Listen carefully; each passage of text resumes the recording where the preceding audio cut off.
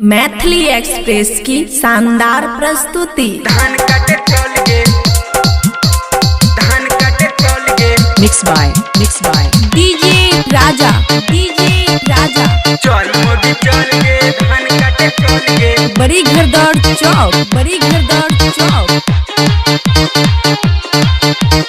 इलाका किसी का भी हो, धमाका राजा का ही होगा। धान काटे चल गे, खुशी रिकॉर्डिंग स्टूडियो बलुआहा। चल मोदी चल गे, धान काटे चल गे, धान काटे चल गे, धान काटे चल गे। चल मोदी चल गे हे धान काटे चल गे, चल मोदी चल गे हे धान काटे चल गे। नहीं जेभी त तोरा मारबो चपल गे, नहीं जेभी त तोरा मारबो चपल गे। चल गे, चल मोगी चल गे, धान काटे चल गे, चल मोगी चल गे हे धान काटे चल गे, चल मोगी चल गे, धान काटे चल गे। नहीं जेभी त तोरा मारबो चपल गे, नहीं जेभी त तोरा मारबो चपल गे। चल गे, चल मोगी चल गे, धान काटे चल गे, चल मोगी चल गे, धान काटे चल गे, चल मोगी चल गे, धान काटे चल गे। चल मोगी चल गे, मिक्स धान बाय काटे चल गे। डीजे राजा धान काटे चल गे, बड़ी घरदौड़ चौक चल मोगी चल गे, धान काटे चल गे। मोगी सुन ले हमर बतिया, हाथ न ले हे गे कचिया।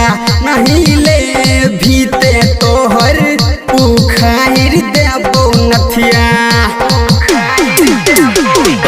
मोगी सुन ले हमर बतिया, हाथ न ले हे गे कचिया। नहीं ले भीते तोहर उखाड़ देबो नथिया।